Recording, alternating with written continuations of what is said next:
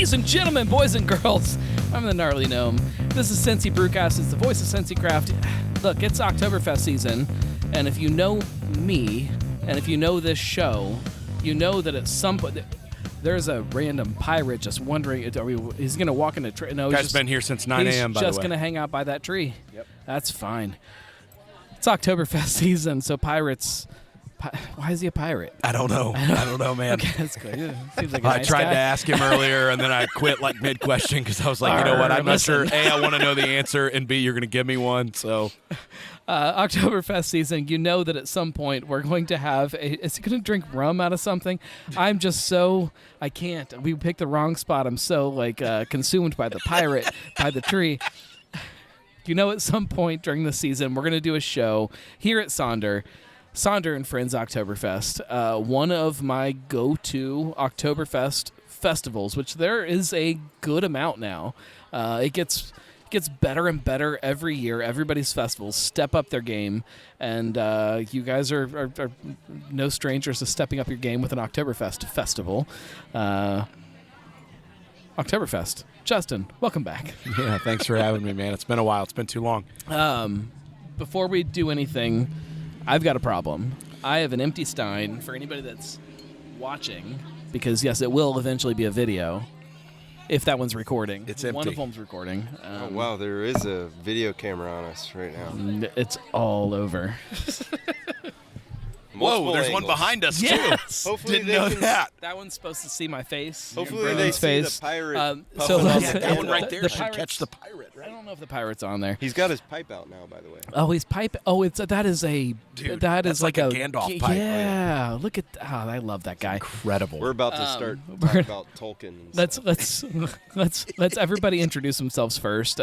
Justin Brenden. I don't know who wants to go first. Go ahead, Justin.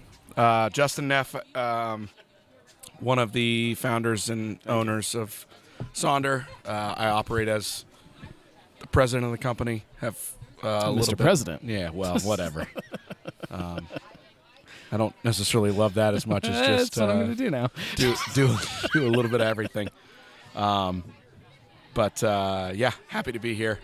Been a part of your journey along the way now for 7 years, which is pretty wild. That's insane to think. Yeah. Like the numbers don't make sense. Yeah. Like when I start to try to put some kind of timeline together of how long things have been around, like that's nuts. Yeah, it's pretty crazy. That makes me feel old. Yeah. Well, before Brendan introduces himself, let's yeah, cheers, boys. prost. Yeah, Prost. long overdue. To Oktoberfest. Excited to do it. Prost, guys.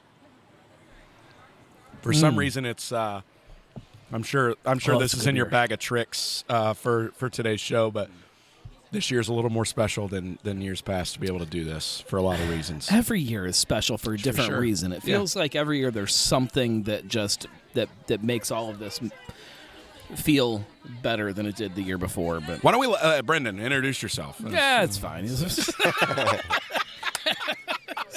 Brenden Douglass. I'm the ops manager at Northern Row Brewery and Distillery. I'm a diehard, still here, and more than pleased to be sitting down with Justin and Andrew today. Gnome, you already committed the first faux pas. Yes. You called me by my actual name. It took me. Here's the funny thing. It's a quick Google search. here's the Everybody funny knows your thing. name, dude. But it's a drinking game on the show. If somebody calls me hold by on, the actual hold on. Well, This drink. is worth drink. We got a mention. drink. It's This is worth mention. I didn't know your first name. I was calling you by. I thought you were Patrick for years, but let me correct myself. I I'm love that. sitting with Gnome. Gnarly Gnome, Justin Neff, and I'm happy to be here.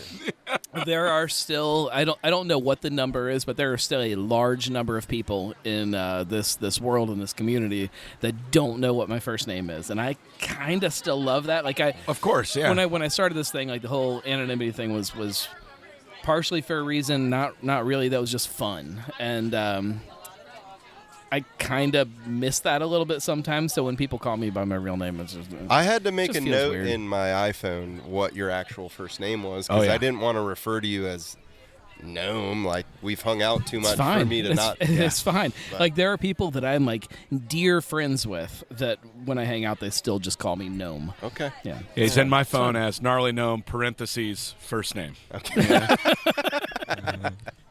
Patrick. enough. First name Patrick. That's right. Gnarly gnome parentheses Patrick. I'm gonna shorten it to Pat though. You look more like a Pat to me than a Patrick. Okay. Agreed. I'm definitely a gnome. Let's start off with a very simple question. What does Oktoberfest mean to you guys? And I know that both of you probably have something in your hearts that like speaks to what Oktoberfest and the festivities around Oktoberfest mean. So let's just start there. Because we've got a lot of beer to drink between the three of us. We do. Challenge accepted, by the way. There was a year where we were out here just throwing heated iron rods into these things. I was gonna bring the poker, and then it was a little warmer than I was Yeah. expecting it to be. Like it's this is sitting right here. This is perfect Oktoberfest great. like It's great. weather. But like last year it was kind of rainy. It was a little Kind of chilly. rainy. We had a hurricane Yeah, it come was a little, through here. little chilly. Huh. Like it felt like good like poker weather. Yeah. This is not good poker weather. So I didn't bring it. I agree to disagree, but I understand. I forgot it at home. I forgot it. I'm sorry. I love that you blame the weather, but in reality, you're just like, yeah, That's how I completely justified my when I was getting here. I'm like, oh shit! Like I forgot the poker. Oktoberfest to me is just all about community. It's what it's always been about for us. And to be really candid and honest with you, before moving to Cincinnati and before having Sonder, like Oktoberfest for me wasn't even really much of a thing. Right. And as I've become more ingratiated with the Cincinnati, and not just Cincinnati, but the more larger beer scene and brewery scene, this is all about community for me. And that was our heart from the very first year that we did this, and all the way to and our first year was 2019. So all the way from our first year doing Sonder and Friends Oktoberfest, all the way to where we are today, is being able to have, it's a consensus style of beer that all of us tend to love. It's a holiday at the brewery whenever we can Toby is what we call it. Shout out Chad Blount for that nice nickname, but for us, it's one of our favorite style of beers. It's not just the beer itself, but it's what that beer represents, right? Oktoberfest season is something. You're getting into the fall. You're getting into the nice, in theory, crisp, cool weather. But it's a style that, man, you don't even have to be a fan of craft beer to know Oktoberfest is coming, and I love Oktoberfest. And then we host a festival, and you get the costumes, and you get the competitions, and you get all the different things that come with it. For us, it's a chance to I texted you yesterday, right? I can count on I'm going to see Gnome at this festival, right? And we may not talk for 11 months, but I'm going to see you here, and we're going to catch up, and we're going to pick right up where we left off. His name's Patrick. Pat. I know I'm going to see Pat here. It's going to be great. Brendan, we haven't caught up in it's probably been a couple years. Yeah. I think. Yeah. But here we are, right? Over great beer and a great festival. We always have your beer because it's Sonder and Friends, and we want to have beer from our friends here. And to me, again, I just can't stress that enough. For me, it's just mostly community. That's what Oktoberfest really means for me. And it's this is kind of a weird thing, but Oktoberfest for me is also like the end of summer and intro into fall. Let's not even talk about how it's going to start getting cold because I'm not ready for it. Well, that's fair. You asked me the question. I can. It's You my can't show. dog I my can answers. do whatever I want. That's It's true. my Good show. point, Patrick. Good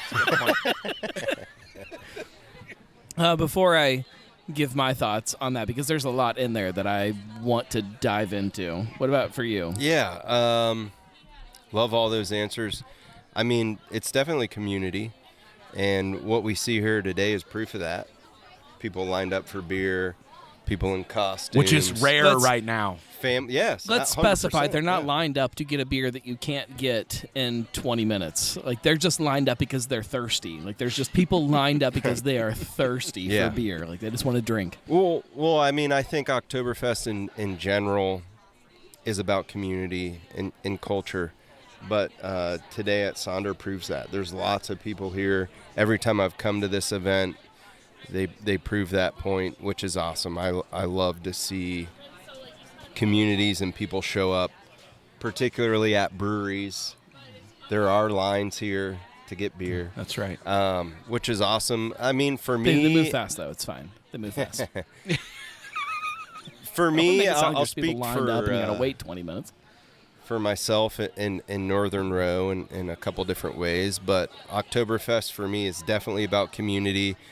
Noam and I were talking earlier about Oktoberfest, Cincinnati Oktoberfest, where it's been in the past, where it's been the last couple years, just how culturally important it is for the city. Yeah. It's a lot of fun. People come together. People take pride over the event.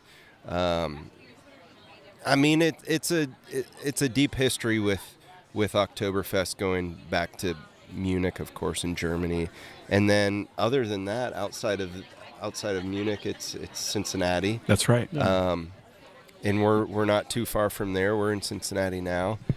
For Northern Row, it's important for a number of different reasons. Where we are, we consider ourselves ambassadors of Cincinnati. 50% or more of our taproom guests are out-of-towners, so we feel like we're always representing the city in that regard. The styles we brew and we care about are near and dear to kind of the heritage of Bavarian and German beers. So You guys are the only brewery in the city that makes an Oktoberfest year-round, even if you don't tell everybody that that's what you're doing. Yeah. You've got an Oktoberfest year-round. Like, it just might be called something different, but it's there. Look around. Like, you'll see it. Yeah. Thank you It's for there. that nod. You're right about that. It might say amber lager on the front of the can, and if you turn it around, it's described as Meritzen. But the seasonal aspect, I think, is huge. I mean, just the rhythm of seasons is awesome. Justin just talked about that. Like, I love the rhythm of seasons. Me too. I love seasons. Here in Ohio River Valley, you've got the seasons, which I love. And beer's really cool. Noam and I were talking about wine earlier in the variations of wine. You don't really get seasonality in wine. There will be a sommelier who maybe comments and says I'm wrong. You don't get seasonality in anything other than beer. Yeah, beers, which I love. It's like, oh man, the days are getting shorter, the leaves are starting to change, the weather's changing a little bit. It's time for like an Oktoberfest or fest beer. College football's on. College football. For me, oh, yeah, it's awesome. my drinking calendar starts and ends right now. Oktoberfest. Oktoberfest is the beginning and the end of the beer calendar. It's this perfect mix of everything coming together. Like, you can still drink like a summery beer and like it's fine. Like, we got days like today and the sun's out and it's beautiful, and like a nice like light fruity beer is fine today. But like later on this evening and the sun goes down, it's gonna get a little chilly and like something a little darker and a little heavier. Yeah. Like this is the center of all of it, and that's what I love about Oktoberfest as a beer holiday. Like, it's the center of the calendar. Now, when you start going deeper and you start talking about what Oktoberfest means to a city, to a community, I don't think it was. I really figured it out post-COVID, and it wasn't an Oktoberfest that really kind of made it connect for me. It was sitting here for Brews in the Burbs right after COVID, when it was the first time we could all get back out of the house and go to a beer festival together. And I think the world shut down then right after it again, and then it got crazy again. But there was this moment where it was like we've been sheltered for however long. It wasn't that long looking back at it, but like just that minute of like reset when you get in this like spot with other people that maybe you some of them you see all the time, some of them you see once a year, some of them you see every 3 or 4 months, but this one spot that you guys can all be together and just hang out and talk about what life has been like for the last however long over a beer. Like, that's when like it all kind of started to connect for me, and I figured out that Oktoberfest is like this. You use the word community. I I don't know what it is, like this connection, this thing. Like that's what it is for me. It's the glue that holds all of these other things together, especially here in Cincinnati.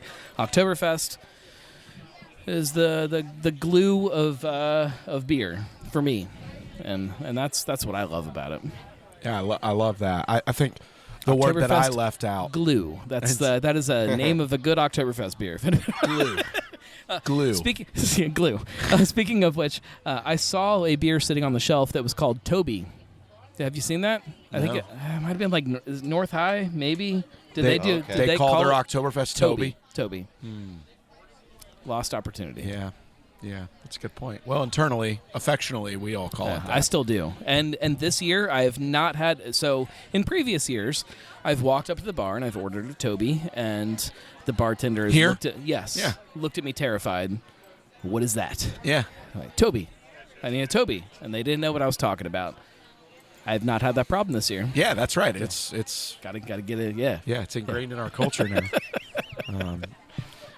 The word that I left out when I think about it, not glue, because I think it's good. Well, Brendan said history. I think there's especially here where we are. There's such a historical piece to that, and tradition might be a better term. Yeah, that's great. That's great. Yeah. Not that history isn't, but or glue, and they go hand in hand, right?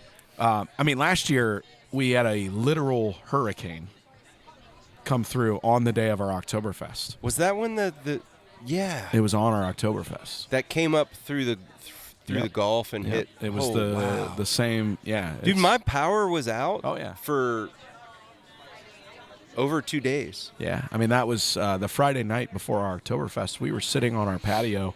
There's 6 people in our tap room. We're supposed to have hundreds of people running the race. Nobody's picking up their packets. Our sun sails are ripping. Our tent is blowing over. And it's like, what are we going to do, right? Like, we can't cancel it. We have the history. We have the tradition. We're just going to roll with it. People still showed up. And there were people here. It was nothing like we have today, which is really, really, again, that's for me to see this in the landscape and world we all live in now. Like, to see this today gives me so much hope, man. Yeah. It's so cool. Let's go there. Beer, if you read any kind of major news article, everybody wants to talk about how beer is dead and beer is dying and nobody cares about beer and, craft beer this and craft beer that. Everybody wants to shit on craft beer for both of you guys. And you've got a different perspective because you guys do dip your toe. You dip your whole lower torso into the other stuff, spirits and things like it's that. A little deeper than a toe. It's waist deep at this point. Yeah. That bourbon is great. This is an anatomy lesson all of a sudden. But I want to start with just the beer perspective. Like you guys also have dabbled in other products. You've made some seltzer. You've made some cider. You've made other things. No distillery yet. I'm ready for that. But how do you feel about the state of craft beer today? And like, do you think that the doom and gloom that people are shouting about, like there's some kind of merit to it, or do you think it's just short-sighted? Some kind of merit's tough to articulate there. I think we reached an inflection point within our industry. I think that has happened. I think we're still kind of seeing some of that. I think it's a factor of a lot of things, and I don't think it's just beer. I think if we're really honest with ourselves, there's an economic state that our world is in that is impacting this. I think the legalization of THC has impacted this dramatically. Oh, shout out to Weed Water. Yeah, dramatically impacted this. Brendan and I happen to share... Of one of my distribution partners, Brendan and I happen to share one of them. We'll talk about distribution later on. A very high percentage. After we get through at least one of these pictures, we'll talk about distribution. A very high percentage of what said distributor distributes now is THC seltzers. That eats into what Brendan and I are hoping that they would do for us. Sure. You also have the rise of spirits, which obviously Northern Row has a significant advantage in because they also play in that.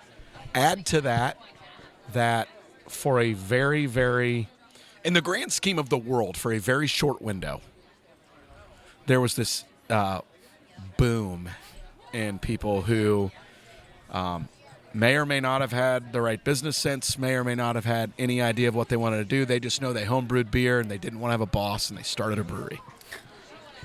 And a lot of that happened in a very short window. Some of those businesses and people have turned into wildly successful companies, and good on them, right? That's awesome. We also had, prior to that boom, we had a lot of people who went about craft beer in a very early stage and right place, right time. Also probably made great beer and helped develop where craft beer is today. Sure. You have both of those things coming together and creating this world of confusion for consumers because they don't know what truly is good beer. They just know, I love being at a brewery, take me to the source, ba-bam, right? Well, then you factor in that dirty C word of COVID.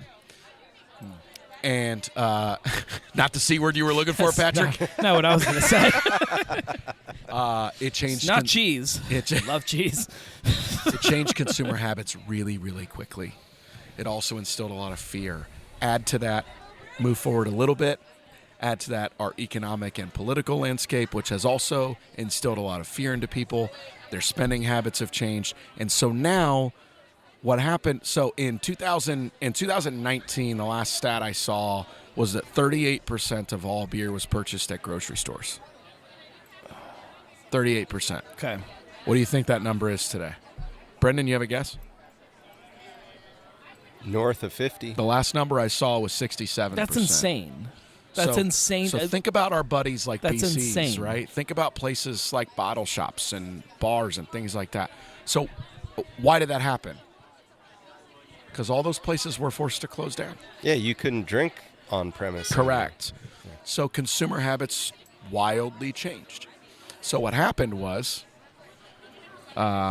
everybody was forced to can everything they had. Right. Right?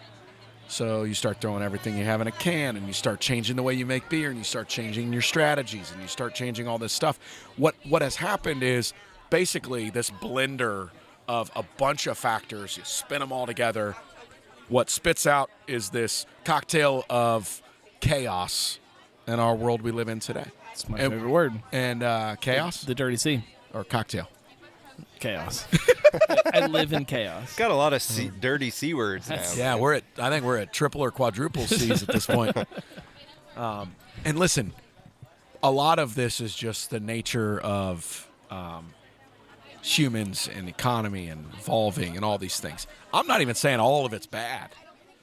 It's just becoming a leveling off point for where we are. And what I do believe is it's making all of us better. It's making all of us have to think better about how we run our businesses and how we operate our businesses. And by the way, for the consumer, it's also forcing all of us to make better beer and to make the right decisions in how we get that beer to consumers and what we do with our products and how we market them. It's making all of us sharper. And while it's really painful, and it's really hard and it's really stressful. You know, Brendan and I talked about this a little bit a few minutes ago before we went on air. We kind of weather these new trends, and we weather where things are going, and we figure out where the leveling off point is. And I do believe all of us will be better for it. We hang on, and we keep our communities going where they're at. I think all of us will be better, but it's really hard right now. It's really hard. Craft beer's down double digits nationally. It's similar trends in Ohio. It's tough to look at, and it's tough to try to figure out where those are going to even out. Now, you said something. You said beer is dead and beer is this. And I didn't say that. No. I said you said that's which is accurate. It's a quote. Right? It was a quote. That's what That's what you read, and that's what you see. By the way, I want to be very clear about something. Dirty Q quote. Dirty Q quote. Beer is not dead. Beer is not going away. I believe that. People will consistently want to have good beer. My buddy DH from Country Boy has become a dear friend to me. He's one of my best friends on the planet. I was gonna go dirt in the lime. I'm not gonna. It's fine. We Shout were out to blessed Sonder enough to Stories. be on a podcast together a few months ago, and he said something to me that has stuck with me ever since he said it. Because we had this same Is this conversation. brewer to brewer? Yeah. Yeah. Yeah. I'm gonna put a link in the show notes. I probably won't. I'm sorry. Just Come go on. Google it. Yeah. I don't even know if that camera's still on. I can't even tell. It might have shut off because of the heat. It's not even that hot. I'm gonna say it's sitting in the sun though, and it looks like it's. Did the lens close? Looks like it's off, right? The lens is definitely closed. I'm gonna say that I'm gonna put a link in the show notes, but I probably won't. So just look it up. Brewer to brewer. So anyway, Country Boy, DH and I Sonder. were on Brewer to Brewer.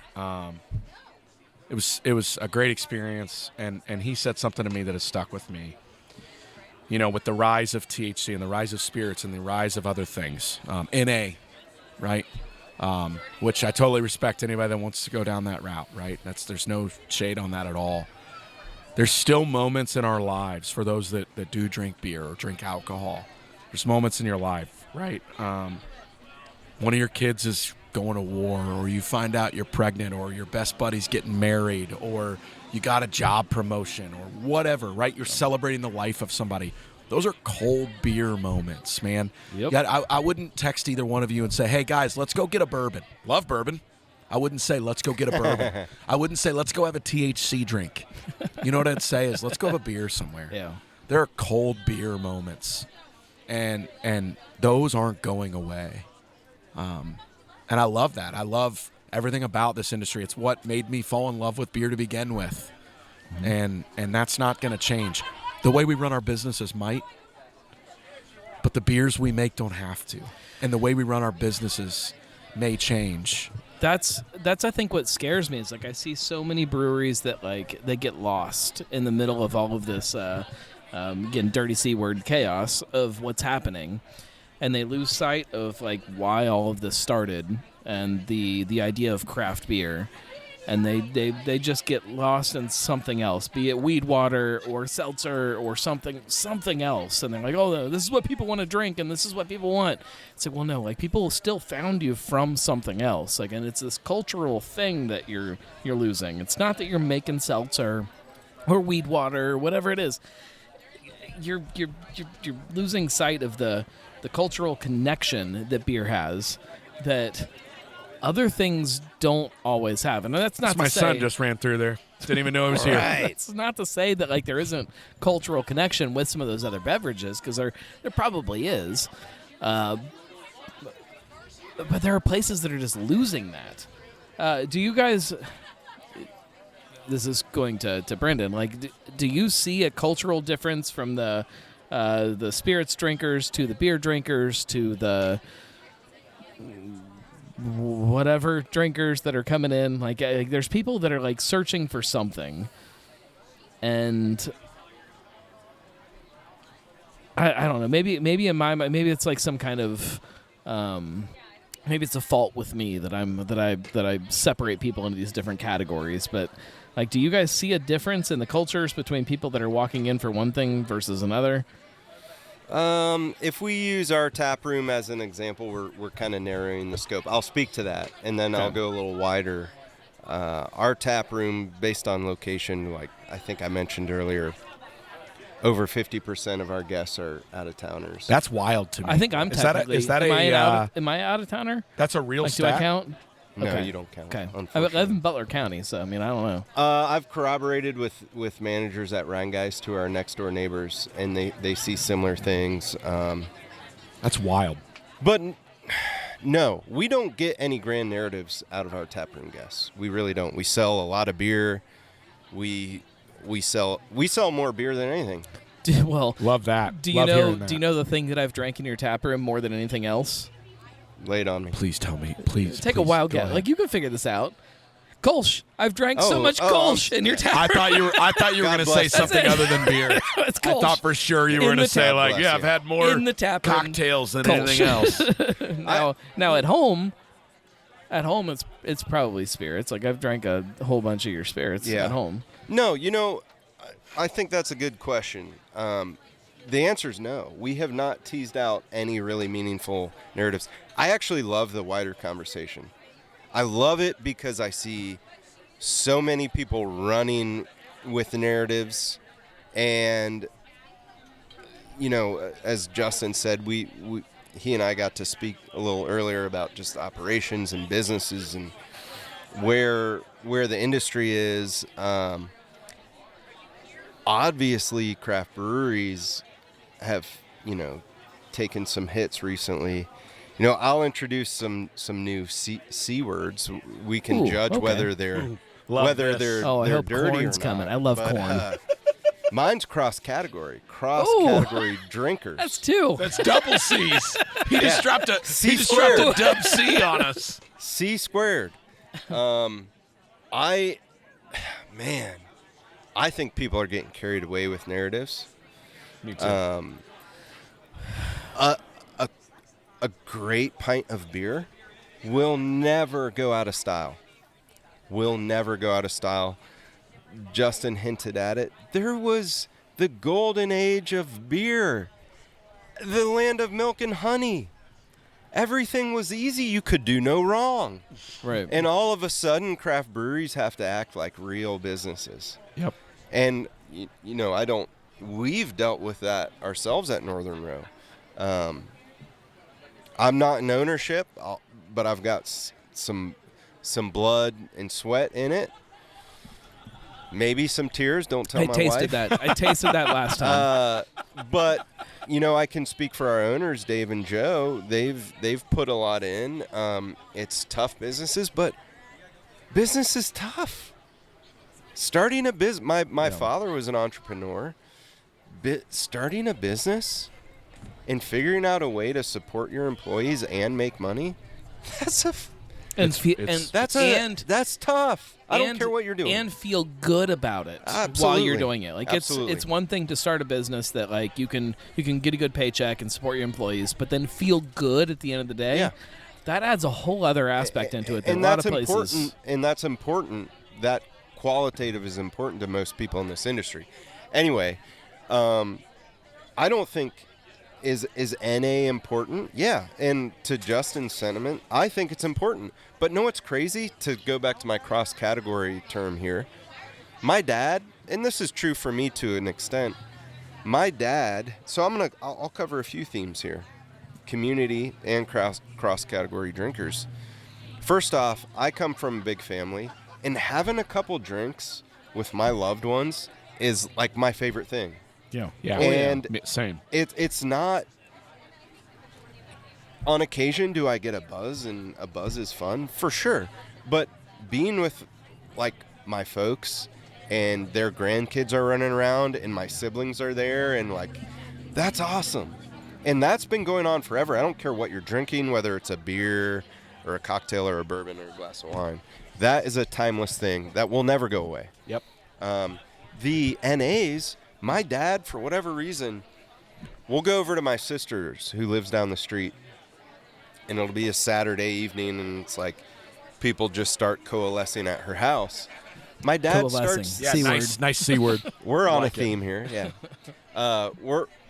My dad will he starts with a couple NAs. I don't know why. Maybe because I'm fascinated by them. yeah. So I he love drinks a drinking couple 'em. athletics, and then he Yeah, has a that's beer, my least and then favorite, he but- has a couple bourbons. So cross-category drinker right there. I think more so than ever, you're seeing cross-category drinkers, which 10 years ago, 12 years ago, 15 years ago, you had your beer people, you had your wine people, you had your spirits people. And Noam and I were talking about this earlier, like, Patrick. I'm sorry, yes, that's right, Pat. I think that's just changed a bit. And I think, By the way, change Yeah. is not always bad, yeah, right? yeah. Well, It's okay.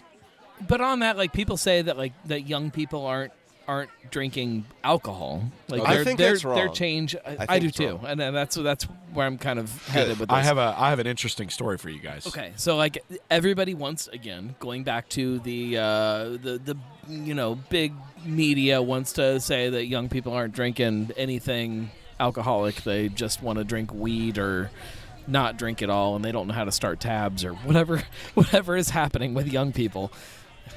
Gen Z or Gen is it Gen Z? Yeah, What, Gen Z. Yeah, yeah, I don't even know anymore. I don't even know what the generation is.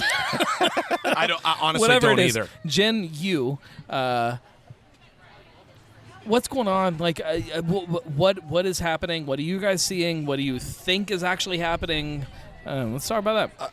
I want to dig in real quick because it's quick.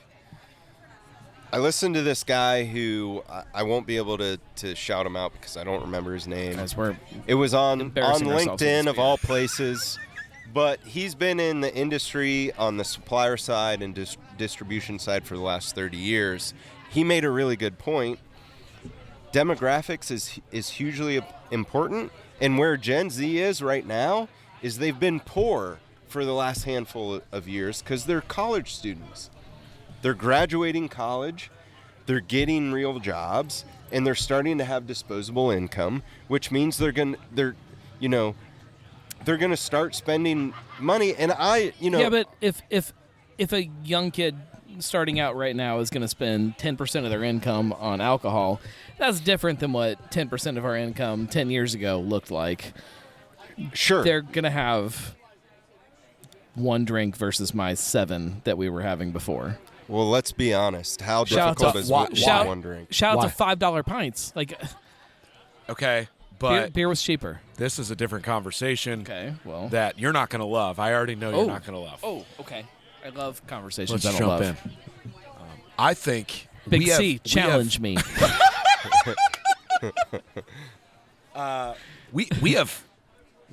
we craft beer, right?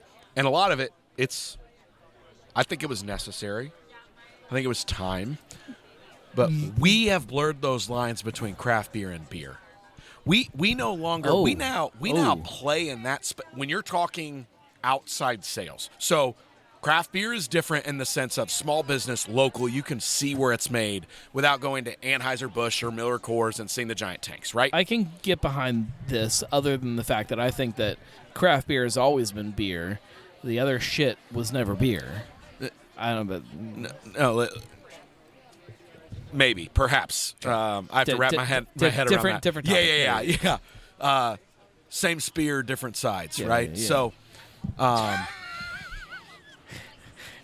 They can see you on video. Brendan Brendan just literally just put a message on his phone and handed it to me, and it says, "Pee-pee time." also, it's not live, so we could always cut this No, I'm part not in going the to cut middle. that. I don't cut. It's too much work. I kind of want him to hear what I'm about to say, though. Well, he can listen to the show. We was going to sit here and wait for him, and then No. we got to change No. the topic. We're not going to stop talking. We got No. to talk about something. All right. We have blurred those lines by the price points in which our beer is now available.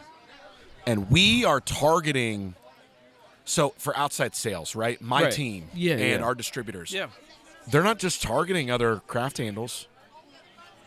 We're targeting Miller Lite handles. We're targeting Coors Light handles. Because guess what? Eagle Light, same price point. So do you want to support local? Or do you want to keep this giant handle here? Our price point's the same. Right. So No. so craft beer and beer for us as a business, right? We have to start looking at this as beer and everything else because big beer is no longer more of our competition than what is THC and what is spirits. It It never used to be It right, never was. Like What that, do you mean? The competition was never. There was what was it? It was probably Anheuser-Busch that had the share of throat. yeah, that's a fair point. That's a fair point. It was right? it was like people Yeah. are not drinking more But now than they were do before. you see what I mean, though? Now our competition, it's not just other craft breweries. It's We're fighting for the Miller Lite handle because our price point's the same. So do you want to support local? I don't think it ever was. I don't think it ever was different. It was. It for sure was. When you're out selling, it for sure is. It for sure is. Because, I have this many domestics, and I always have domestics because of the price point. Well, I think that's the growth of how many breweries exist now. 100%. Like I think that's 100%. more of what. Like I don't think that if you want to put craft beer in one bubble and macro beer in one bubble, and then other shit in another bubble, like people are still drinking the same amount of all of this stuff as they were before. They're not, though. I think they are. They're not. I promise they're not. Total beer is way down. Total beer is way down. The amount of beer consumed this year versus 2 years ago, 3 years ago is way down. I promise. They're not. People are not drinking as much beer as they used to. That's in the data. C squared, cross category. That's right. Also, I have little kids when I say pee time. Pee time, yeah. I gotta go potty. That man. was completely necessary. I'm sorry for my absence. It's all right. So, Brendan, we didn't just talk about it at all. Just to, he definitely didn't show your message to the camera. Just really quickly, because I'm curious to get your take on this, is we no longer, because of the way breweries are forced to, I would say it's forced to, because... Ooh, good one. I could go on that. Well, I mean, I guess to back up on that, we're not forced to, but if you don't, you're going to price your way out. So we have to be competitive with our price points on beers, right? And so you look at, for example, for us, Eagle Light is line priced with Cincy Light, is line priced with Busch Light, is line priced with Bud Light, is line priced. So we sell it for $8.99 a six-pack. On draft, the keg prices, they're all the same, man. Yeah. Or what I believe to be the same. Got a pint of Cincy Light for $3.50 the other day. So my point is, it's not big beer versus craft beer. It's beer versus other categories. Yeah. I think you and I will agree on this, and maybe I'm wrong, but we've always priced our beer with the market. Right. Yeah, which is what you're saying. That's what I'm trying to say, right? I could never go to There's market. very few brands. You and I could, the three of us could throw out some examples. Three Floyds is one. Sure. Where they get away with like being above market. Yep. But we just haven't messed with trying to do that. Just price our. We have two retail. So you're saying you haven't tiers. gone down to be competitive? Is that what you're saying? Exactly. We just meet the market. Where are our contemporaries? You're not going under. No. Same with us. Or Same trying with to us. go over. Yeah. I would say, and this is not a dig by any means, Three Floyds is powerhouse, fantastic beer. They've been able to demand a slightly higher retail price. Their beer's not better than anybody else in Cincinnati. Well, I didn't. It's good though. Yeah, I'm right along with you. We try based on style and what the cost. But I'll be very clear about this. We have an internal system in which we calculate our profit margins on all of our products. Sure. If we don't meet a certain profit margin, then we're not going to do that, right? We're not going to release it. So our production team does a great job of figuring out what that is and fixing within it. We also we don't go the route of, we're going to leave too much on the table, so we're going to price it higher because of the. I'm with you. We try to be. We're fortunate that we have a lot of relationships and try to figure out where to be priced on certain things, and we try to do that. However, that said, we also know we can't go to market with a light American lager like Eagle Light, and we can't be $25 a half barrel higher than everybody else because you're never going to survive. Yeah. Right? Yeah. Or that brand, I should say, that brand won't make it. I think there's also like a difference between breweries that are distro-heavy breweries 100%. versus places that are 100%. taproom-heavy breweries. Like there is still like this whole world, and I think a world that is desperate for more places that are just common down the street. Like you're not going to see their beer on tap anywhere except like places like this for these festivals. Like they're not like a distro brewery. Like they're a neighborhood brewery. They exist in their little bubble, and like their beers should be and is priced a little different than if you're walking into Rheingeist on a busy Saturday afternoon and you've got this line of hipsters that is hipster. Do we still use it? Is that a derogative term? Is that still a thing we use? Lined up and they're like, oh, I heard about Cincy Light and I'm gonna, come on, man. Like, it should be priced different, and it should exist in a different bubble than other things do.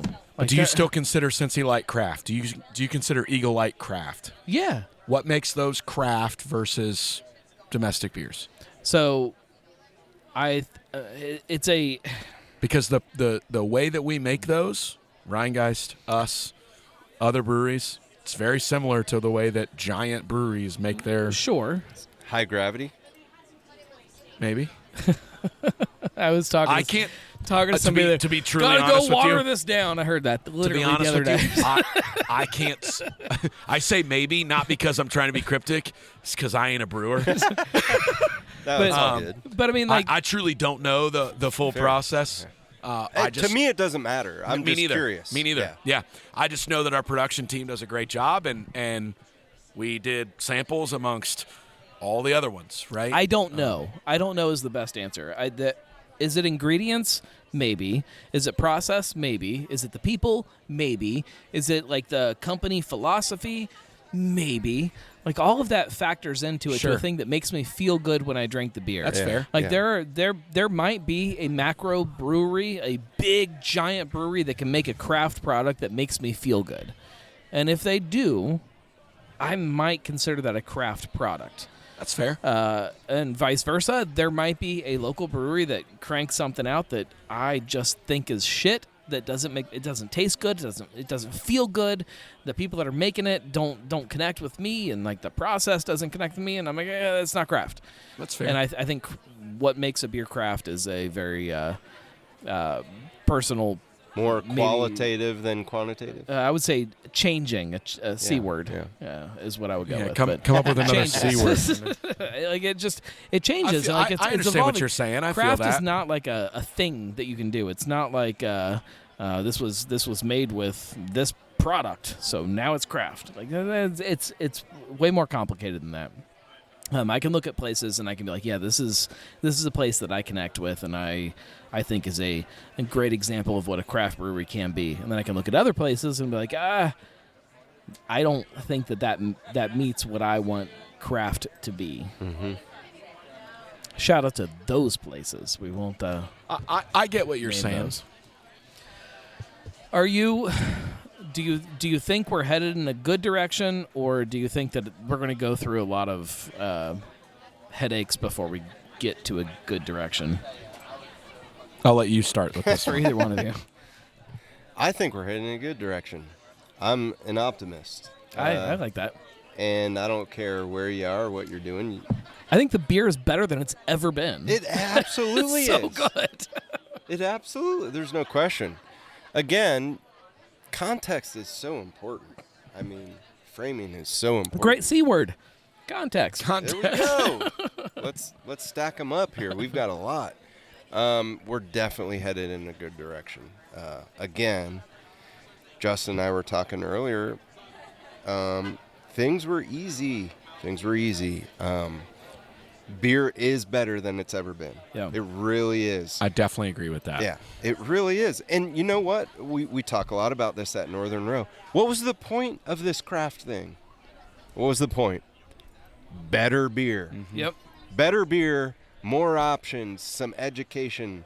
And what I mean by education is like all these styles. We've got the dark lager, there's fest beer, there's how many beers do you have on draft right now? 28. 28. That's fucking fun. Yeah. Name a style of beer. Pick one. Name a style of beer. Meritzen.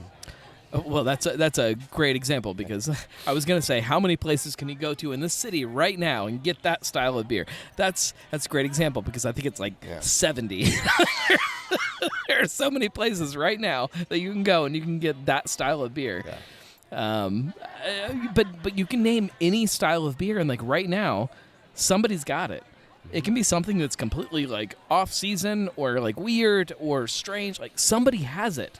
You can get like these styles that like there's a freaking meat stout up at Southridge up in Wilmington. Not that they're Cincinnati, but they're close enough. I'll count you. I love you, Alex.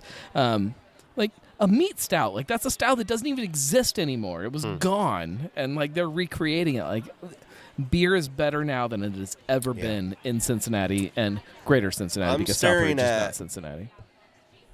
100 cars, I think. I mentioned it at the top. Community, there's our C word. There's a shit ton of people here. They're drinking beer. And more than that, there's families, there's people gathering together. Whether... Something like that. whether we're talking about right now or 5 years from now or 10 years from now, or we're talking about 10 years in the past, it's like, a lot of craft brewery brands have been through some pain and heartache, but for the category, it's not going anywhere.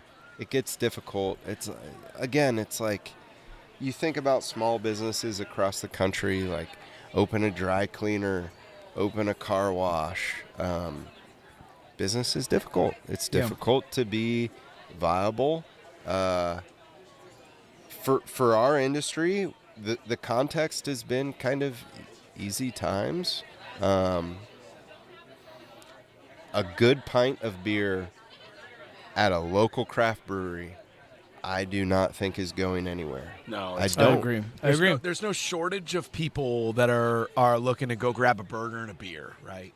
There's no shortage of people looking to do that. What you and I have to do as operators or people positions of decision making is work towards operational excellence and be good stewards of the companies and communities. Are those your kids? No, those are some friends of ours. That's awesome. Hey, there's You're community. on the TV. Yeah, no, seriously, I love that stuff. I love that stuff. I don't think I don't know that it's, how do I say this? I don't know that we're gonna see it right away. I don't know that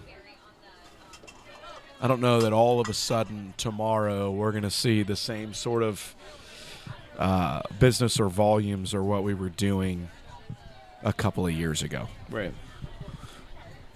But I do believe, I said this earlier, I do believe all of us come out of this better. And I believe... not all of you. There are some that are not going to come out. By all of us, better. the people at this table. Yes. I'm teasing. Hopefully. I believe I believe that for those that are able, that are in position to weather the proverbial storm we're in, Right. I think those that come out of this proverbial storm are better for it. Yeah, I agree with that 100%. We see it. Like, there are places that we all loved that have closed in the last 15 years. Like there are places that have closed that we thought should not have closed. They closed for a reason, and it is only building. And thing. I think there will be more. Oh yeah, And that's why I say it's not going to be overnight. We're not going to all of a sudden we're not going to flip. We're not going to snap our fingers and be like, oh, it's all back to the way it was. But I think that's a misconception with this, that like the bad breweries close and the good breweries stay open. That's not the way it works. Like it's way more complicated than that. Well, there's a business sense to this. There's also debt leveraging. There's so many things. I could get into the weeds of the business. You That's could not even what just this go down to podcast where is. you exist, like where you are, makes such a big factor into like. Back to that community, right? The community you're in matters. and the way you've built your community matters. Look, and I don't, this sounds dramatic, but it's actually not that far from the truth. Look at some of the ancient breweries in Europe. 100%. Yeah. Community. Yeah. Like there literally are, especially in terms of the U.S., there literally are ancient breweries Yeah. that are 1,000 years old or more. Yep. And they've been buoyed by community. Yep. Some of them might distribute internationally, but Yeah. they've been buoyed by community. The Belgian breweries and the Trappist breweries. Yeah. That's community right there. And I'm not trying to. So I'm trying to be very clear with this because Clear. C word. What I don't want to do is try to be like, I don't want to paint what I believe to be an inaccurate picture, but I also don't want to be like the negative Nancy guy. Right. No, I do. I'll say it. Beer is tough right now. It's very tough. Beer is It's very hard. really, really tough. If you love a spot, if you even kind of like a spot, go there. Go there, have lunch, grab Sure. a beer. Just go there and support the places that you love because beer is tough right now. Like it's a tough industry. And again, back to the way I opened this, there's a lot of factors for it. There's a lot of factors. But I do love Brendan's optimism, and I share it. I do believe that what comes out of this inflection point's the word I used before, whether you call it that, you call it leveling off, whatever you want to call it. I do believe that what comes out of this is great.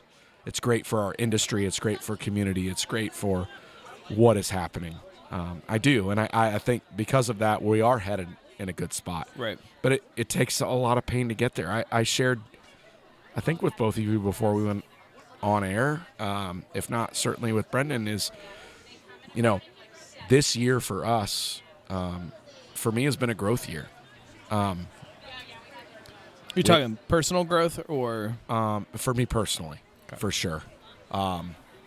For our business, we've made a lot of changes that are going to end up being, from a business health perspective, very good. Okay. We're going to probably, who knows what the next quarter holds, Q4 holds, but we're going to, despite headwinds, end the year on a pretty positive note. But it took a lot of changes to get there. Sure. So I have to go down that road a little bit. Yeah. You've had to let people go. Yep. You've had to make some changes within the company that so the people that listen to this show, Yeah. especially people that we hang out every Oktoberfest. Yep. There's a notable voice missing Sure. from this episode.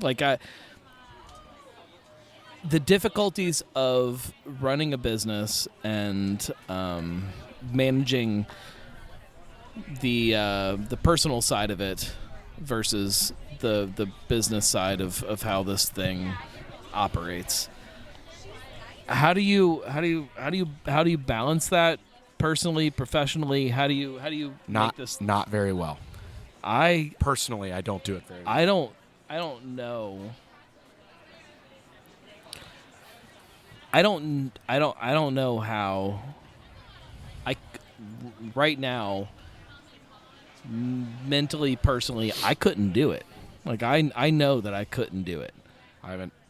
It's really hard. So when you have the personality that I have, good, bad, indifferent, it's the way God made me, right? Right. I tend to try to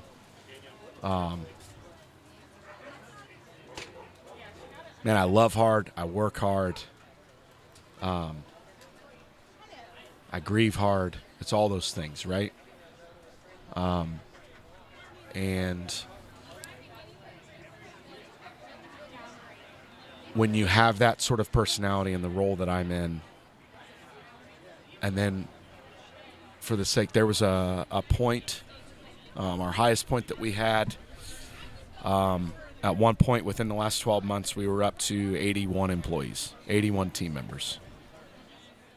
And then you see trends and you see things, and you have to, every decision I make, I think about those 81 team members. Whether they think I do or not, I do. It's the reason I don't sleep very much. It's the reason that, whatever, this isn't about me. But because of my personality and because of the way that Chase, Jen, and I have run this business, whether they think we do or not, we make decisions for the sake of the business and for the sake of them and for the sake of everybody, right? And what very few people listening to this podcast will ever feel or know or realize is the weight of that. And that's, I'm certainly not making myself to be a martyr. That's not what I'm trying to do. But it's very hard to do.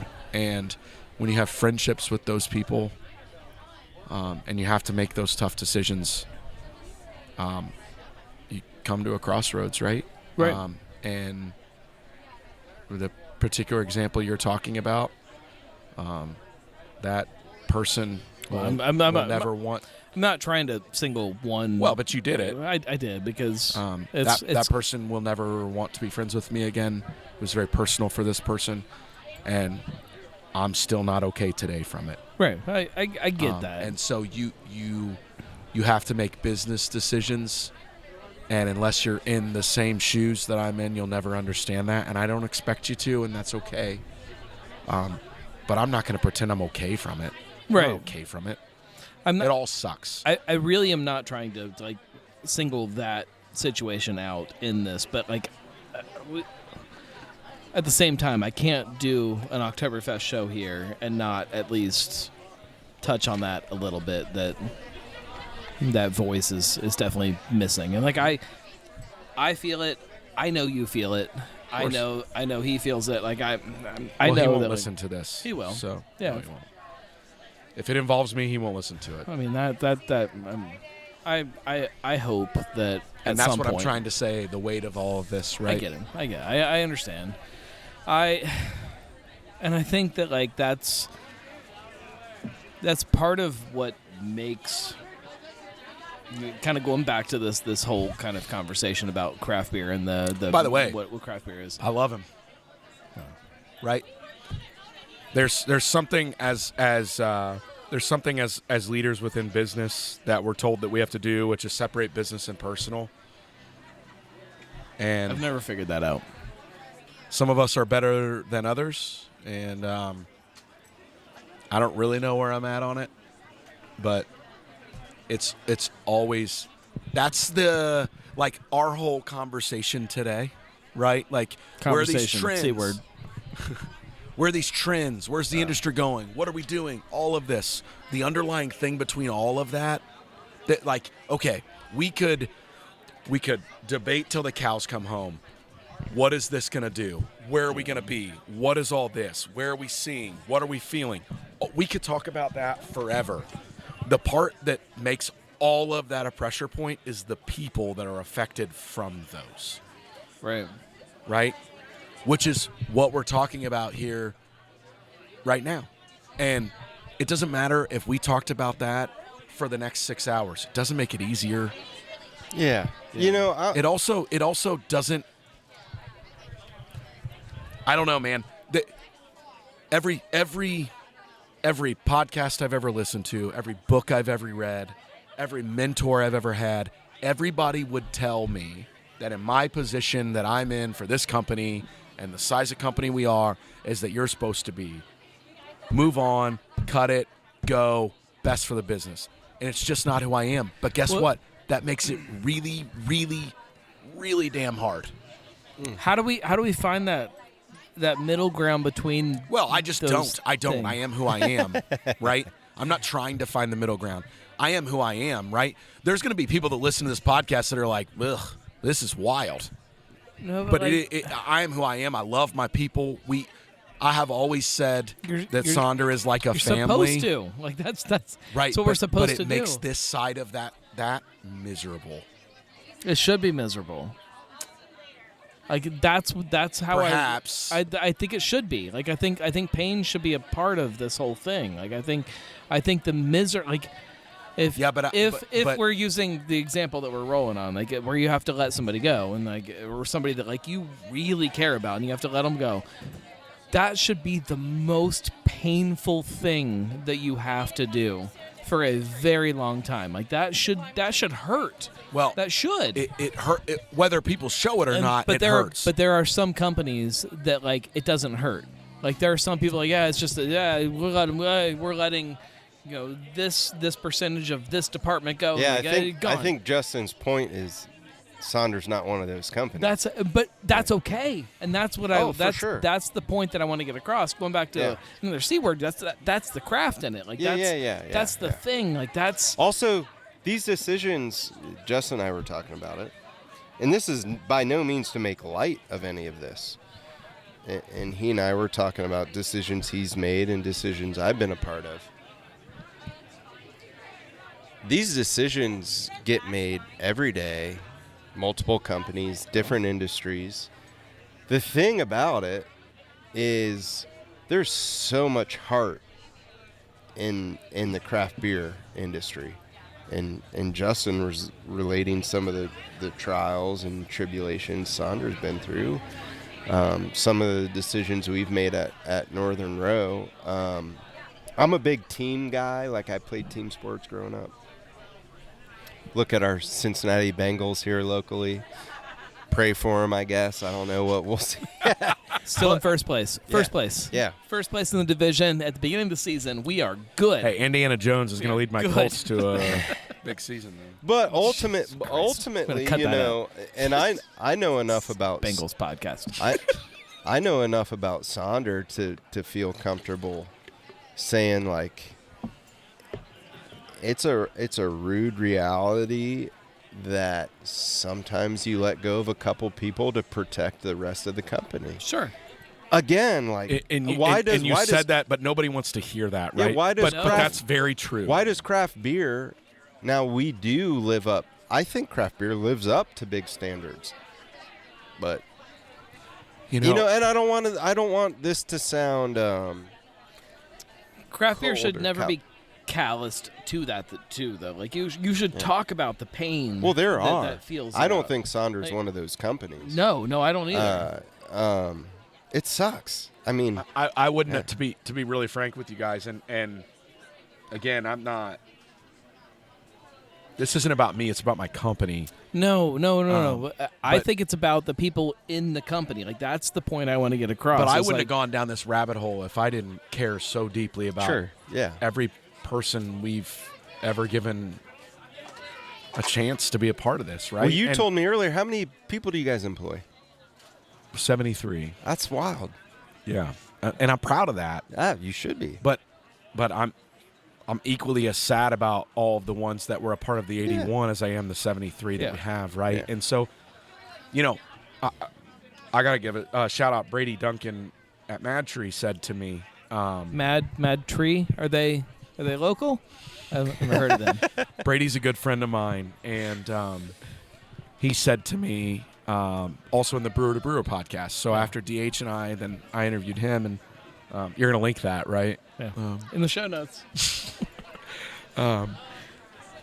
We had a similar conversation. It was right around this same time that we had to go through all this tough stuff, and he said to me that a lot of the ways that he looks about or looks back at all of the tough decisions that they've had to make as an organization is how the relationships exist post their time at Mad Tree. And,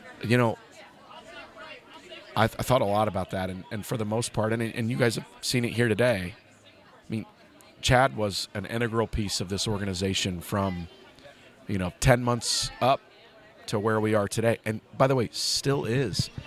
And while Chad made his own decision, and it wasn't a decision that we decided to make as a company, the way that we went through that process, I have so much respect for him and are still friends today. And he's still, by the way, a part of a company that we like to call one of our sibling companies. I think he's passed out on the patio out front, right like, now. watching. Oh, sports. he's here. Yeah. They're right across the street from us. He's still here most days having lunch, and you know, our families are friends, and I'm very proud of that. I'm very proud of the fact that and he's one of many examples we have of team members who have moved on to bigger and better things for them. Right. And still consider Sonder like a family to them, and that matters to me. It's really near and dear to me. Even though sometimes, you know, I'm sure if there's other people listening to this, they would think that that's not the way they feel, and that breaks my heart. That's sad. But the moral of the story for me is that, you know, the things that that weigh on us as business owners, truthfully, you know, the highs are really high and the lows are really low. A day like today, man, you ride the clouds, you look around and you see, and you're like, man, damn, I am so proud to be able to say that we helped build this thing, right? But when it's low, man, it's lonely and it's dark and there's no one else around a lot of the time. And you try to do the best you can do when you can and hope that the decisions you make reflect who you really are as a human. And sometimes we're good at that, and sometimes we fail at that, candidly.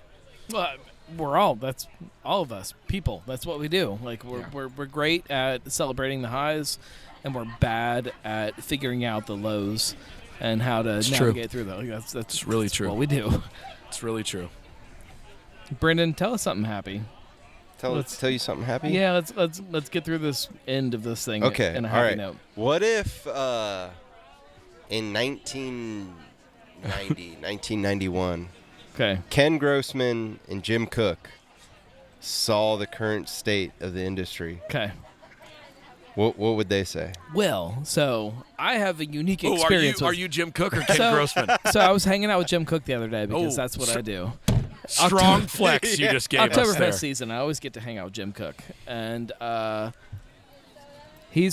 Wait, is that for real? Every Oktoberfest you hang out with Jim Cook? I do. Yeah, it's a thing I do. Are you being for real right now? Yeah, I have a beer with Jim Cook. That's such a strong flex. That's what happens when you post about Sam Adams all the time. Look, I love Sam Adams. Shout out to Sam Adams. If anybody doesn't know Sam Adams. Is Sam Adams local craft? Yes. They make beer in Cincinnati. Yes, they're local craft. Oh wow! If you've never been to the Shots fired. If you've never been to the Sam Adams tap room in OTR, go make a little afternoon out of it. Go hang out at Sam Adams. Walk over to Rheingeist. If you have time, if you've got time, go over to Northern Row. You should start with Northern Row. That's a joke. Apparently, you have to be a visitor to Cincinnati to So I can say that Jim Cook, from my questions that I've asked him about it, he is thrilled about what is happening in the city. And in the city? Yeah. Or in beer? Because again, Brendan's question was here's what different. I proposed. In If the you're in city. 1991, in the city. That's what I've you're always Ken that's what Grossman, I you're was Jim asking about. Cook. There's no The way. industry? There's no way you're not. Okay, so again, going off of that, I think Jim Cook specifically, because that's that's the flex you're giving us. Yeah, that's what I've got. I think he kind of ignores everything else, even the stuff that they're doing, because they are doing other things, both here and in other countries. We're talking about Jim Cook 1991. Not today. But if he was looking at was this still when he was eating yeast ahead of time of drinking so that he could increase his he tolerance? might still do that. I think they're both happy. I think they're both excited about what's happening in the city and the country and craft beer. Craft beer is better than it's ever been. Yes. We're in a good place. Yes. I think so. That's your answer? I think so. What, do you want me to give you more? No, I don't know. You said you asked Brendan to tell you something happy. You didn't ask me that. That wasn't okay. All right. Tell me something happy. Well, Patrick. Okay. I think there's a lot of things to be excited about. I think we are all making better beer now than we've ever made before. All of us. I agree with that. All of us. I think the quality of beer has gone up, and it continues to go up, and I love that. I think we as a community, big C word, culturally within our community, another C word. Nice. I think we're okay with having not just tough conversations, but honest conversations, which makes all of us better. And I think that makes me happy. I like that. I think there was this world forever where we were all just like doing our things, but we opened our arms. It was like, oh, craft beer. Now it's like, man, you find your homies and Pockets. again, You find these little pockets. Yeah, and again, even if it's once a year or whatever it is, like I know the three of us at this table could have an honest conversation, happy or tough or sad or anything else, whether there's mics or there's not. Yeah. We're all willing to do it, and we're all better for it. And that, to me, that makes me happy. That's a happy thing. I like that. And I truly believe that. I do. I think there was also this world where we all just like, oh, you're in craft beer? Cool, we're going to be friends. We don't have to be that way. We find our friends. You can, but you don't you have to. And you genuinely find your friends. And I love it. That's what I really, really like. Know what pleases me to no end? I used to be in the market so much selling, and now I'm more on like management. Are you a suit now, Brendan? He is. You're a suit? I've never seen him in a suit, but he is a suit. I don't think so. Although I know there's people on our team who are probably like scratching their head like, what is this guy do? Who's this like guy Office again? Space. What would you say you do here? What is, Brendan, what do you, it seems like you just show up at weird hours and like start telling me to do Just stuff. nod your head a bunch. Know what I Have you love? seen my stapler? That actually prompted me to tell you a story. I'm not going to tell you a story. It involved Okay, a but I heard the stapler building yesterday. Know what I love? I really do. The rare occasion I have to go cover for an event, which I used to work all the time, talking to craft beer people, they're like the best fucking people. Oh, it's true. It's true. They're the best people, and they span age groups. Oh, yeah. They span backgrounds. Like, I'm not kidding. Like, there's days where I'm, like, bogged down in the operational aspects of helping run a business. And then there's other days where I'm like, holy shit, I work for this brewery, and we have these fans around the city. Or I, like, go to Jungle Gyms, and I'm, like, talking to people I've never met before. Yep. And they're excited about beer, and they're like telling me how they've been to our tap room and they love it, and I'm like, damn it, this is awesome. It's so cool. It's like, the best. It doesn't matter what city you go to either. Yeah. So I mentioned earlier, like, I'm an eternal optimist. I think that's the best mode to live in. But like, yeah, there's hard times. There really, really are. You know about them, Patrick. Justin, you and I have talked about them. Great to reconnect with you and Chad today. There really are. There really are tough times for small businesses in general, for craft breweries. But the people who love craft beer, like, on general, they're just awesome people. They're like the people who live around you, and they could be, a 70-year-old dude. They could be a 30-year-old guy who have his kids in tow. I'm looking at a family right now with their kids in tow. Like, it's awesome. It's awesome. It's the best. It really is. The best. And for me, I love Northern Row. I put so much into it, and I know our ownership would agree. I think it'll be there in 5 years. Even if it isn't, I know craft beer is a positive thing. I know our ownership feels the same. There's great people. It's just awesome. It talks about community, like sharing a pint with somebody like we're doing today. It never goes out of style. A proper pint with good company It's never going out of style. And what Justin and I are doing and what you're advocating for, Noam, is like just telling that story. Well, Hell we, yeah. I love that, and I think that just goes back to we just have to be real humans, Yeah. right? And I think it's really easy to get mistaken as like, oh, the brewery guys, like those are the beer guys. They just drink beer all the time, and we do that, right? We bust our ass. We drink a lot of beer, but we work really, really hard. And we're looking at fucking reports like Yep. this oscillation between optimism and despair, and like I know you go through that. Yep. Yeah. I've gone through it since the time I moved back to Cincinnati and started with Northern Row. And everyone who's you know, most people in craft beer, but particularly the operators, like you go through that. You question yourself, and it's cool to see so many people here drinking beer at Oktoberfest, at Sonder. But yeah, you know, regardless of me and in my career, or Justin and his, but it's not a proper pint with good people isn't going anywhere. I love It's that. just not. Oh, yeah.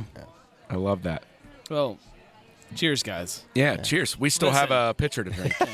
We do. We'll drink it. Of Nocturnal. I don't know how which is long a this killer episode beer. has Thank been. you. It really Because is. I can't see the numbers on any. I have no idea how long. Are you about to tell me none of this recorded?